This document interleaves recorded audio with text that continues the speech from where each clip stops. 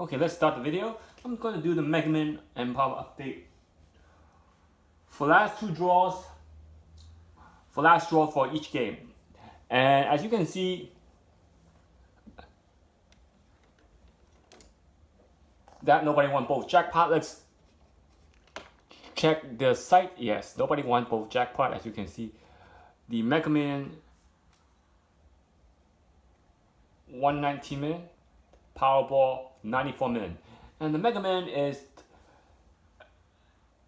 and the Powerball are two different set of games, but I merged them into one game, and you can see no number were the common denominator for last draw. Last draw, no common denominator because okay, all the numbers are different. You have 15, then 16, 17. You have 42, 48, and then you have 20, 53.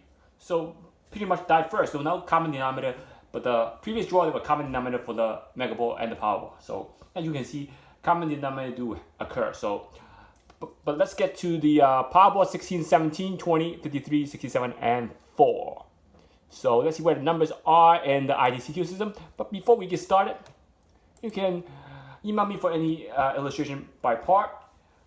Because why? Because you can learn the Dster system, reverse Dster system, the face out system.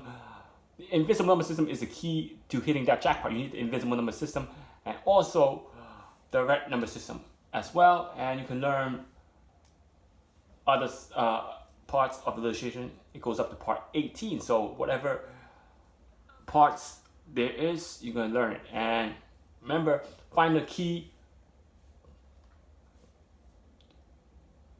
is the code is the key. You need to find the right code to find the right Dster. If you know that, you're going to hit that jackpot. And email me at hyper_links@yahoo.com for any game prediction. And you can subscribe, donate, share, and like my video. And also, once again, any game prediction for any state or country, hyper_links@yahoo.com. Now, thanks for sending me those winning tickets. Keep sending me those winning tickets. Remember, you find the right code, right pair, and right trio, you're going to have guarantee at least 2 to 3 numbers correct, and you're going to be starting with those numbers. And all you need to do is guess the last 2 or 3 numbers, depending on how many numbers the game has, 5 or 6 numbers to choose from. And as you can see, the player almost won 4 numbers on almost all lines, off by 1. And 33, of course, was the Texas code for that draw. So finding the code is the key. So thanks for sending me those winning tickets. The player hit like 3 numbers on 5, 6 lines. So congratulations to that player. And almost see where the Powerball numbers are. As you can see, 16 and 17. Now 16 is in quadrant as my star is 16 and 17 quadrant 4. 16 is in quadrant 4, and as you can see, 17 not in any quadrant. Then 20 in quadrant 2. We have 53 quadrant 4, 67 quadrant 2, and 3 and 4, and the Mega Ball 04 was not in the Dster. So as you can see, there were 4 number out of 6 number in the IDCQ system, in the Dster system. And we'll be using the Dster X system, which is not shown. This is the Dster system. Dster X system will be different. Dster system will be combined of Dsters.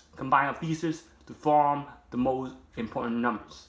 Why? Because remember, the main focal point of each Dster will draw the winning numbers. So why use 1 Dster when you can use 4 Dster, combine it into 1, and create a main focal point in each quadrant, and see where the common denominator of each quadrant are, and there's your jackpot. There's your jackpot number. So you can email me for Dster X system. We'll be using it next week. And also, if you look at the Mega Man will be 3. First Invincible number was number 3. So again, follow the rule. First Invincible number was drawn 3, 15, 42, 48, 56, 13. So let's where the winning numbers are. 3, right over here, quadrant 2, 4, 15, quadrant 2 and quadrant 4 also. Right side quadrant prevails. 42, 48. 42, blue box. 48, quadrant 1. 56 and 13. 56, quadrant 4, and 13, quadrant 4. So again, we have 5 number in the D system and 1 number, if you have to break down, was used in the blue box. And that was 42. 42 was used in the blue box. As you can see, 4 numbers was in the right side of the quadrant. Now, mainly quadrant 4 has the winning number. 3,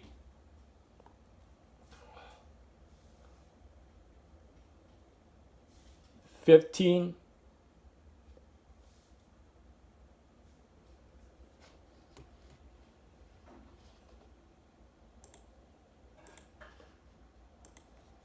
42, 48, 42 was here. Because 42 not in the blue box, 42 was here. If you have the breakdown, you know 42 was there. And where's 48? 48 was there. But even though 48 did not need to be used in the blue box, that 42 just create 48 in quadrant 4. So there is your main focal point, 48. Because of 48, quadrant 4 has almost all winning numbers. They were 1 digit away from all winning numbers. So 48 was again 3 in between quadrants, 15, quadrant 4, 42, 48, quadrant 4, 56 and 13. 56, quadrant 4, 13, quadrant 4. There we go. Bingo. That's why utilization of 4 Dster into 1 is your key, because look at that. You don't really need the other set of quadrant for Mega Man, but you did need the other set of quadrant for Powerball. As you can see, main focal point over there, quadrant 4.